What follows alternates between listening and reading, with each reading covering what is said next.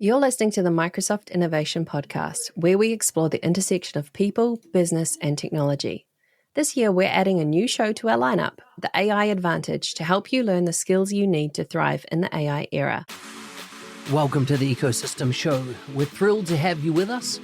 Here we challenge traditional mindsets and explore innovative approaches to maximizing the value of your software estate. We don't expect you to agree with everything. Challenge us, share your thoughts, and let's grow together. Now, let's dive in. It's showtime. Welcome back. It's 2025, and it's game on for us at Cloud Lighthouse. And on the Ecosystem Show, you've only got Cloud Lighthouse staff today.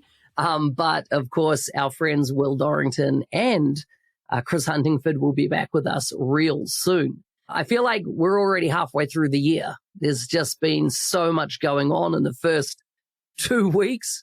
I feel like I'm absolutely smashed. I feel like my task list is 1,000,000 miles long, and it is exciting. It's exciting times. At Microsoft, they already are halfway through the year. I mean, you know. Indeed they are, right? The FY, totally on point. What are the big changes that are happening in your guys' lives? Anna? Happy New Year, first of all. Everybody, Happy New Year. I hope everybody has an exceptional year. We are excited about a ton of things, changes in our personal lives and in technology. Biggest things in our personal life is, no, I am not pregnant. But we're moving to Spain. For anyone who tunes into this show, because that's what you want to know. There's a big change, but I am not pregnant. We're moving to Spain, though. We're going to have probably sangria every day. We're going to go to the beach a lot. We're going to try and tune into the Spanish culture. We're going to learn Spanish. We're going to put our child into a Spanish school, and let's hope we survive it. We're already having some difficulties with, some things. So let's see. I love it. And Valencia is the location of choice. What a beautiful city. Gorgeous city. The difficulties are the fact that, everybody is so happy here and relaxed, and I understand why. Kids finish school at 4:30. So that's the thing that we're going to have difficulties with. Yeah. I want to see you guys having the siestas, right? You're going to have your siestas. That's very Spanish, right? In the heat of the day. And it's a whole thing. Like, you're not allowed to go visit between 1 and 3 because it's siesta time. It's so amazing. It's beautiful. We eat better. I feel like we look younger. Not yet for me. I'm still working on it, but Anna's making good progress. Yeah, we went today so we have Anna's mother, who is in town here, helping us with our daughter Alexandra, and Anna and I today's activity was going to visit potential nurseries or guarderías so that we can enroll Alexandra. And we turned up to one of them today, and she told us, the woman there said that they close at 4:30, and I was like, "You close at what? Huh?" Like, 4:30 is when the Americans are waking up, and in my business, 4:30 Spain time is like the worst time of the day for school to be over. So we're hoping to get at least something that goes until 5. 6 would be ideal. Yeah. So we'll see. So you're loving everyone it who has been following our lives. Nice. How about you? What's changing for you, Mark? Oh, mate, hard work. As in, well, I don't know. It's just like, I just feel like 2025 is an explosion of an opportunity. There's, I feel like we're really getting down to, in the AI space particularly, a much higher degree of practicality, right? Organizations, they've seen the hype, they've seen the marketing, and now we're moving into, let's bed this down. How do we create frameworks to operate inside our organizations? We can't just have people just randomly building bits and pieces. It really needs to be a key cohesive pattern of behaviors that is going to drive success. And so it seems that every project I'm on at the moment, this is becoming a much more prevalent thing in the thinking, particularly of executives in organizations. You know, they want to use the sound principles of the past and really apply them to maximize the innovation they can do on or with AI. Yeah. I think that 2025 for me, and I think for a lot of people, even if they don't realize it yet, is the year of trustworthy AI. Though really interestingly to me, I still see many, many, many organizations that are not taking trustworthy AI, or what they, I think of as responsible AI, seriously. Still a lot of development teams that are trying to deploy solutions, scenarios, use cases, workloads, whatever you want to call it, without having accounted for how to make that AI trustworthy and reliable, safe, etc. But I think, and maybe we can debate or can talk this through on this episode. But I think that 2025, among many things, really must be the year of trustworthy AI. Yeah. And I like that concept. Trustworthy AI is not about compliance. So it's a dimension of it, right? But it's around creating AI that literally the people that use it can trust that everything has been thought about to make this safe, usable, reliable, accurate as possible, and an enabler, right, for the organization. Mm-hmm. It's not about just making sure that it is, not hallucinating off the Richter scale, not doing unethical things. That's a component of it. Or a dimension of it, but it's so much more. It's everything from your governance layer, your strategy, right on through to your AI ops model for the organization. Yeah, I think that's so true, and people are taking it seriously, like you guys said, and I would say not just executives, but also professionals of any sort. I was chatting with Andrew today because that I had a catch up with one of my friends. She is head of UX at a big company, a global company, and she was saying, I've stopped hiring people who come to me with this huge, perfect expertise in like Figma. I'm a Figma god. I'm gonna create the best design for you. She's like, I don't care. Like, we are not pixel pushers anymore. And these were her words. She's like, I want somebody who understands that we as user experience people need to create a reality where people get their results grounded in data without a UI. We need to be the first ones to eliminate the app and the screen. And I thought that was, that's revolutionary for somebody who leads teams of designers, to say, do you know what? Reality right now is that we need to trust our data first and foremost. That's what it is. I mean, Anna, you and I only hang out with professional and expert people who are into making bold statements, like the head of UX who wants to get rid of UI, or our friend Mark here, who famously got up at a Dynamics conference and said at the beginning of his session that D365 is dead.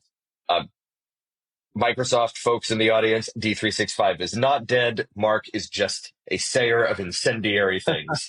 But here's the thing, right? Anna and I have a type. Check out the sound bites there. Pixel pusher, right? Not pencil pusher, pixel pusher. I love that. Yeah. And there's a new thing out there, right? Pixel pushers are dead. No. We're not going to add that one. But here's the thing. I just want to riff on what Anna said then, because I was having a chat with a partner in Australia yesterday, and he was like, "So, is Dynamics going away? Is F&O going away? Is Power Platform going away? Is Power Automate going away? And I said, well, I want to be clear. No, it is like I'm going to get a call from Microsoft when this yeah. goes. So here's the thing.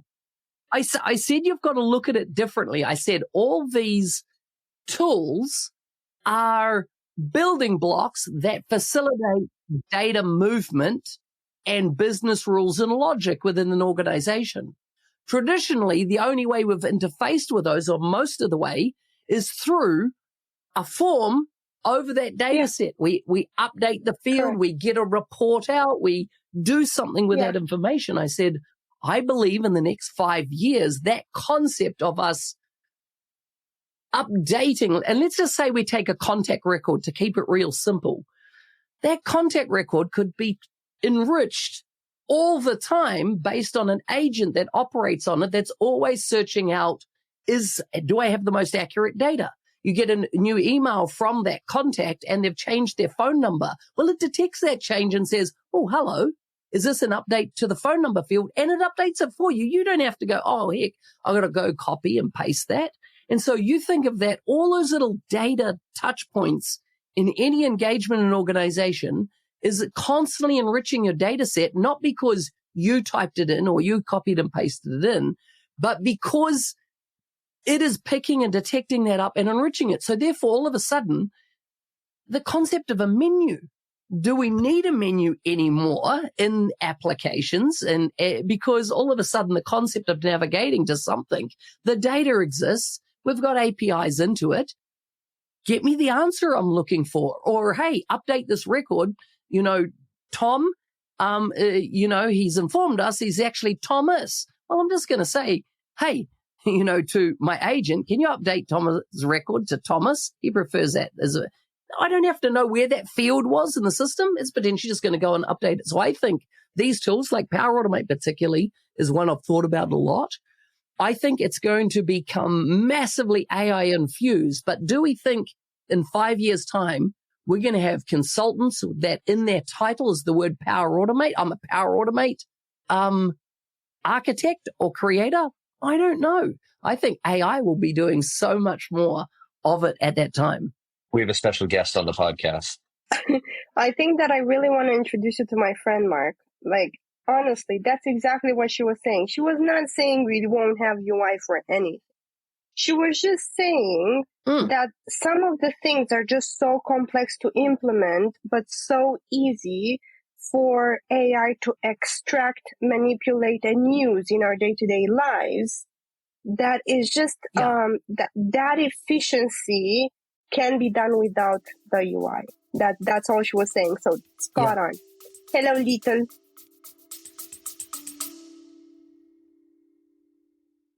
Dynamics Minds is one event you don't want to miss. Microsoft product managers and industry leaders from all over the world converge in Slovenia to explore the latest in Dynamics 365, the Power Platform, and Copilot.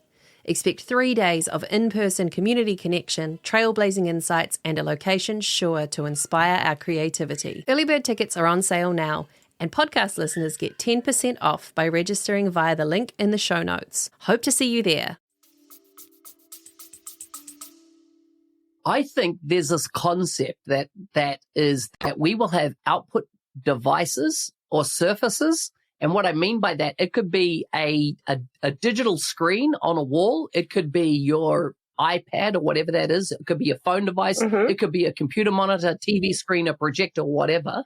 And we'll have the concept of asking a question just with our voice, not through keyboard, and say, can you display it over there? And you could just point to wherever it was, and it would have the context and the connectivity, etc., and bring up the data set that you want without the chroma, right? It's just like, I need this information. I want to drill down into that concept deck, and let's drill through it. And it would be a very fluid type of experience, I think, around how you interact with data if you no longer need a chroma, in pace. And what I mean by that is the UI, UX around what we do when we do navigation. That all goes away potentially. But what comes with it, though, is that flexibility for you to change your way of working or for you to get to the result quicker. And this is where the really deep thinkers are gonna prevail, right now. So the concept of trustworthy AI actually drills into those deep thinkers. Did I really think about what the intended purpose of my application, of my agent, of my co-pilot, bot is? Could I do anything else with it? Did I say that out loud? What those types of things are going to make sure that our information is accurate. And of course, the grounding in good data. It will always be a thing. Yeah. By the way, thank you guys for humoring the arrival of Alexandra back here. She's on her way to bed. It's quite late for her. But yeah, so I think that we've been talking for a year at least, right, about the emerging but still very much to be determined form factor or patterns of user interaction that AI will take on once we get past the comparison that I've made is about the iPhone, right? When the iPhone first came out, people spent several years just trying to cram desktop apps onto a smaller screen. And it was several years on before application designers they really figured out what that form factor was best for and what the appropriate form factor was, right? So I think that that's part of it. But I also think that, and this will become more important the more that things change, right? The more keys that gets moved, the more important trust becomes, right? So I've been all around the world in the last year, talking with big groups, doing workshops, helping them set in motion their AI data and broader cloud technology strategy. And one of the things that I hear again and again, right, is that people and organizations around the world are asking in one form or another, can we trust artificial intelligence, right? And sometimes what we're talking about is a question of, can we do people trust and can they believe that the results that artificial intelligence produces are accurate, right? Can they trust that the data is of a good quality and that there's integrity to that data? Sometimes it's, can they trust that the model, I'm going to have to come back to this because I'm being asked to kiss a boo-boo. So soliloquy on pause. I'll leave it with you guys for just a moment here.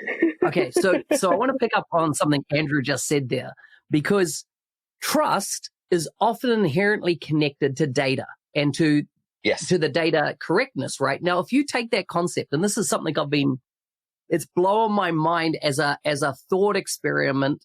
If you look at a medium-sized business, I think the data shows that a medium-sized organization has around 10 million artifacts, right? So we're talking about documents, PowerPoints, I'm Excel shocked it's that few stuff, right? Yeah. Let's say let's just use 10 million as a for part of our thought experiment. Now, in that, you will have a massive amount of duplication. Someone took that Excel spreadsheet and they copied it a few times. The problem is that by human nature, we make errors as humans. We forget the formula. We made a mistake in the formula. We didn't paste in the correct numbers into the correct columns. In the PowerPoint presentation, we misquoted somebody in the and we're like, oh yeah, well, we might come back and change it. But what happens is that you amplify that across, 500 or 5,000 employees. The data set that we're pointing AI to train on is full of human incremental error at a massive scale across, let's say, those 10 million artifacts. And then we point AI at it as a grounding for whatever we're building with AI. And we go, oh, it hallucinates. Perhaps it's not hallucinating as much as we think. Perhaps it's actually just repeating the error and the problem in the data that is inherently built in. So now take this idea. We take that 10 million, and rather than training our model for your organization on all our organization data, you go, hang on, what is the workload that I want to address? and let's extract the data sets that just address this workload. And let's say we get down to 5,000 artifacts from that, right? So now we've taken the data on a journey. We've got 5,000 artifacts. And then when you drill into that, you get rid of things like the duplicates and you start looking at putting procedures in place to identify error in data. And you might come down to, let's say, 500 artifacts. And that's what you should then be using with a RAG process to build out your workload for the organization. And of course, the accuracy will go through the roof. You're not trying to train your AI on the universe. You're training it on the actual core thing you want your particular AI to do, which will then have a much greater degree of accuracy. Then you've got an ongoing process of making sure that data, that the 500 artifacts, arbitrary number, is being updated and enriched at all times to be accurate and lockstep with where your organization is for that particular workload use case solution. And those things change as well. Like, sorry, because you can come back to it and you're like, wait, I don't care about X anymore as much. I actually care about Y more right now. So I want my model to enrich Y more right now. And it can totally do that. And with the right monitoring and observability in place, like you can provide an exact history of what has happened to your data. Like this can be a massive opportunity for people to not only get trustworthy results out into the world, but to also demonstrate their thought process, because humans are not faultless. You know, we are creatures who make a lot of mistakes, and before those mistakes could be obscured because nobody really knew who changed what. And now they're really like out in the open, and that's okay as long as you demonstrate that you've tried to correct your mistake. You know. Yeah. Well, and I think that, so just like, and I'm sure I've said this on a previous episode, but to reiterate, just like Power BI once upon a time showed, and before Power BI, kind of traditional reporting, right, showed organizations how bad their data was, right? The data had always been bad. The data had always been wrong. You just couldn't see it, so you didn't know that it was wrong, right? And now that phenomenon is to say that it's magnified, or to say that it's multiplied by a factor of 100, I think is understating the problem, right? AI will have an effect of magnifying human error, and that effect will be cumulative, because as AI generates more and more content using error-prone human data or error-prone human information, future models will be trained on the error-riddled content that previous AI has created.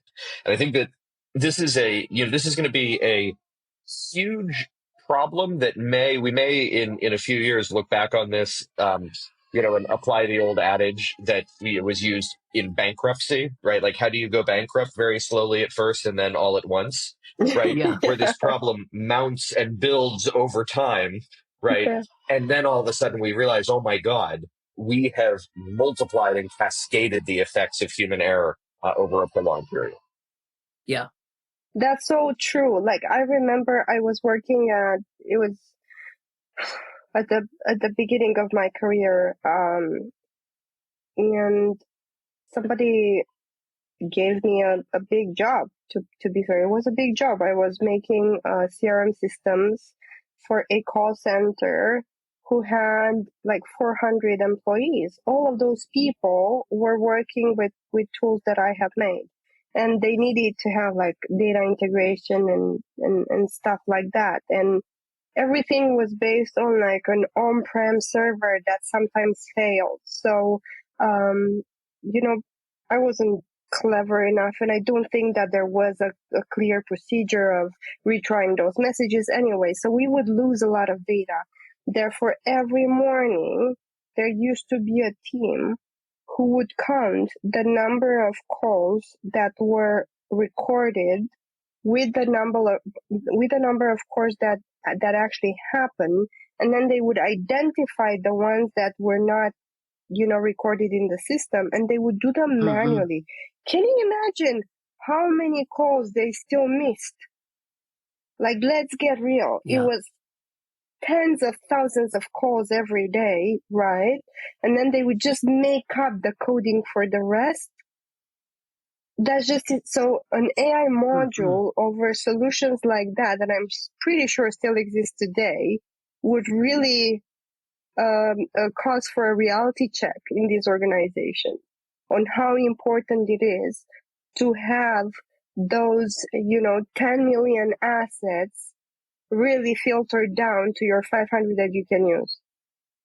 Yeah. Yeah.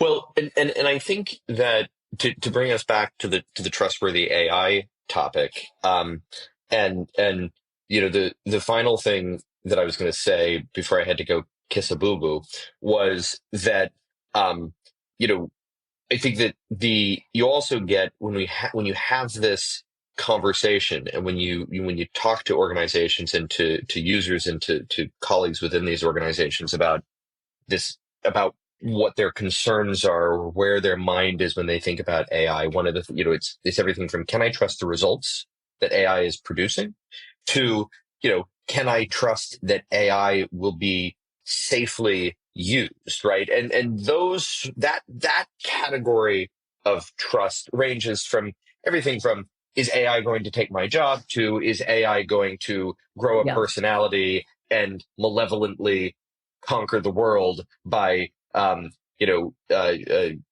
turning a society of toasters against us, right? I'm looking at you, Chris Huntingford. I think that the angry robotic toasters was a criticism, but anyway. So I think that when you boil all of this down, the idea of AI trust, of trustworthy AI, is so top of mind for people, even if they are not to a point where they can articulate it, right? There's no brand for trustworthy AI, certainly.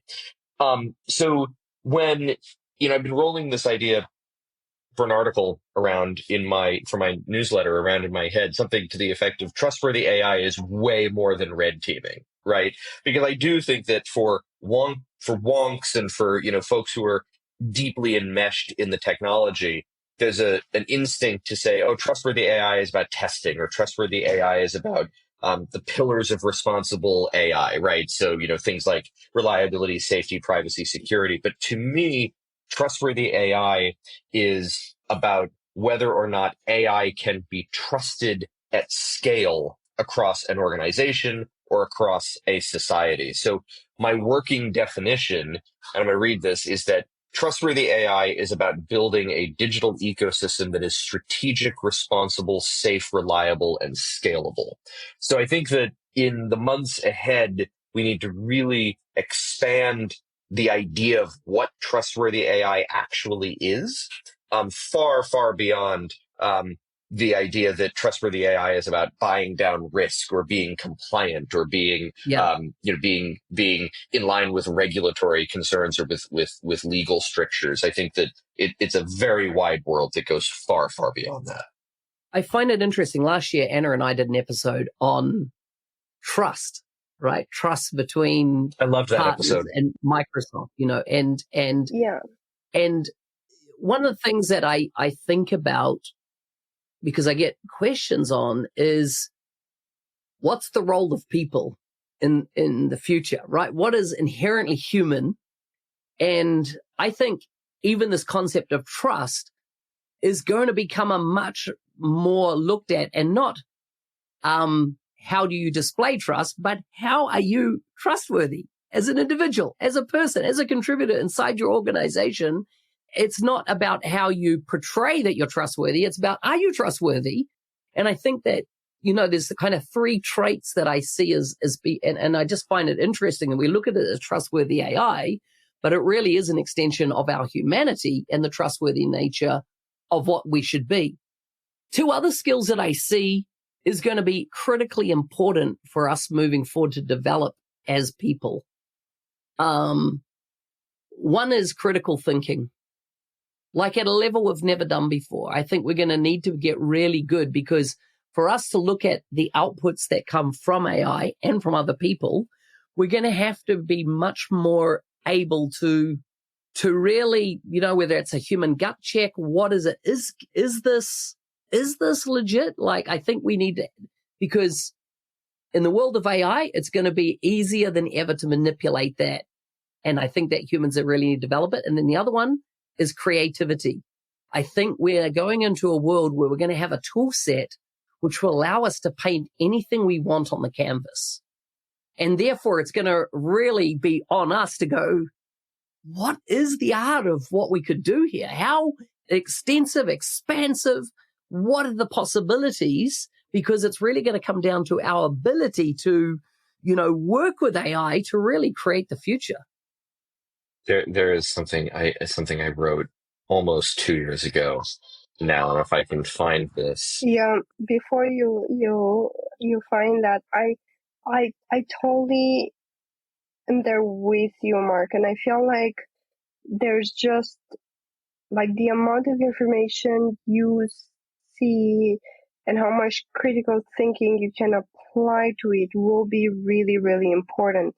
Like, for example, I can tell you I've just posted this little picture on our chat that says, privacy report, in the last 7 days, my browser has prevented 22 trackers from profiling me. So I'm wondering how many trackers it didn't stop from profiling me, So Yeah. the moment you receive, you're right, the moment you receive that information, how much is it because I've been profiled and somebody wants to influence me? And in critical thinking and all of that creativity is really hard work. So that's why I do feel that when people are saying, oh, AI is going to take my job, it's because they see you can use a tool to create a little website, for example, and it's not half bad. Like, it's a good starting point.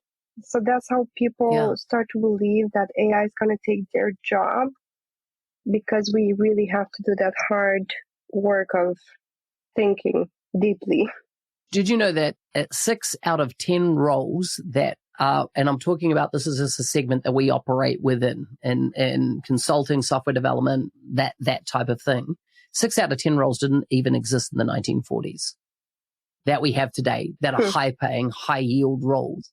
I think we're going to. I'm surprised it's not higher. Yeah. Well, it's because only 6. Why it's that is because there's been traditional roles, like, let's say, waitressing in a restaurant. There's the hospitality industries. There's accommodation. Or you could be waitering. Yeah. All still exist. And so in my mind, I was actually processing, is it waiter? Is that, waitress? Like, I was like trying to. I think it's serving, Mark. Yeah, serve stuff in America. That's an American way of looking at it. I like it. We're an evolved culture. What can I say? So what I'm saying is that there's this whole area of, I think, new jobs that are going to come out. Yeah. And that, like, when I went to school, I never trained for what I do now, right? Didn't exist even what I do now. And I think that we're going to go once again into this whole era of a whole new range of jobs becoming available. And as long as we, which, humans are very good at, is the ability to adapt and change and evolve with what's new, I don't think there should be any fear that we're going to do ourselves out of things to do. I think that's and that's where it comes back to creativity. I think there will be, I can't wait to see what I'm doing in 5 years. I'm excited about it. I just hope that I live long enough to get to see someone have the job of starship captain. But I think I've got a few hundred years for that. That's if you're coming from a paradigm of. I'm coming from a paradigm of Star Trek, Mark. Yeah. But like, that's only if you're coming from a paradigm that within the next 30 years, they're not going to solve every medical issue that we have, and therefore give us the ability to extend well beyond 100 years of life, or 150, but in a very healthy state, not in a decrepit state. But that's such a reality, Mark.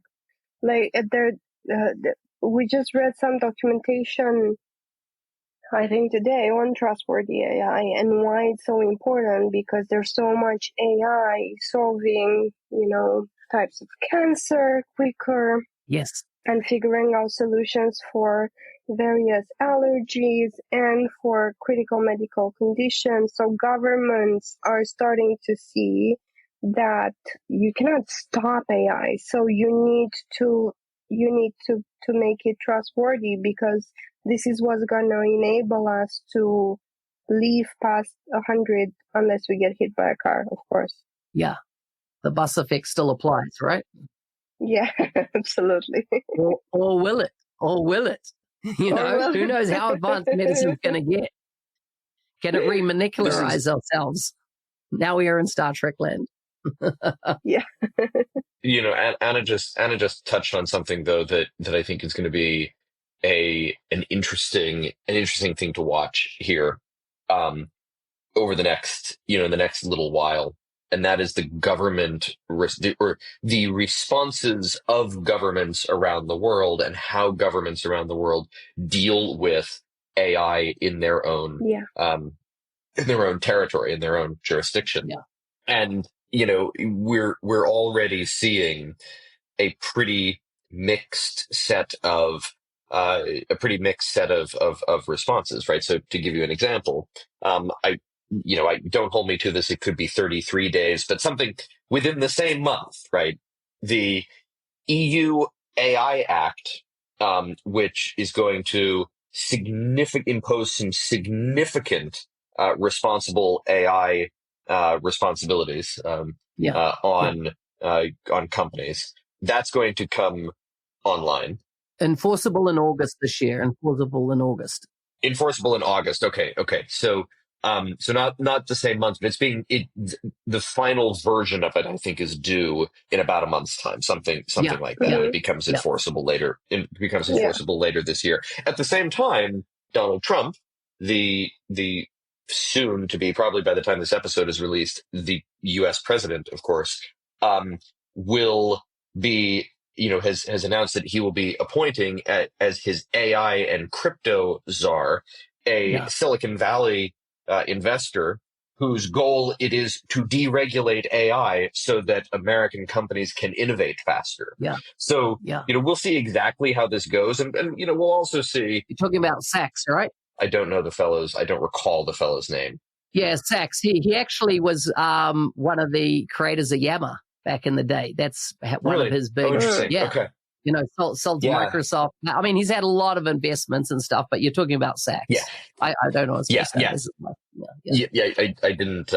David maybe rings a bell, but anyway, don't hold us to that. I just don't recall the fellow's name. But the speculation and my hunch here is that we may very well see kind of a multi-lane highway for AI emerging, right? Where we'll just take America and Europe, where AI is a lot safer in Europe, but the pace of innovation is a lot slower. And then in America, AI is actually a lot more dangerous, but the pace of innovation is a lot faster. And I think that navigating that regulatory environment, particularly given some of the extraterritorial provisions of the EU AI Act, but also given the fact that, one, you've got a lot of global companies. You don't have to be big to be a global company, right? Like Cloud Lighthouse serves clients in 11 countries, right? So you've got a lot of companies that are in the mix here that are global and are going to be subject to a wildly different and an extraordinarily difficult to navigate, especially in the early days, regulatory landscape. You think that GDPR was a challenge? You ain't seen nothing yet. That's going to be really interesting to see unfold. And with that, we'll end today's episode. Thank you so much for joining us. We'll be back regularly from this point forward. We're looking forward to an exciting year. If you've got suggestions or things that you'd like us to discuss on the show, make sure you reach out. if you go to the Microsoft Innovation podcast.com, new URL, you will see in the bottom right-hand corner, there is a microphone, and that allows you to send us a voicemail. If you click on that, it'll approve your browser to, use the microphone. You can record a voicemail. We can then play that on air as a future episode and allow you to participate, perhaps ask your question yourself, and be on a show in the future. With that, good luck, thank you, and enjoy the rest of your week. Thanks all. Bye, guys. Thanks for tuning into the Ecosystem Show. We hope you found today's discussion insightful and thought-provoking. And maybe you had a laugh or two. Remember, your feedback and challenges help us all grow. So don't hesitate to share your perspective. Stay connected with us for more innovative ideas and strategies to enhance your software estate. Until next time, keep pushing the boundaries and creating value. See you on the next episode.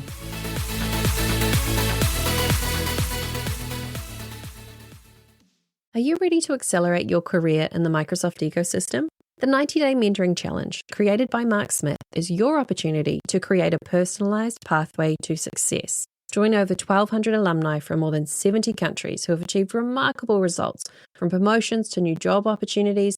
Take it from Nathan, who said, "Since completing the 90-Day Mentoring Challenge, I've become an MVP in business applications and doubled my income."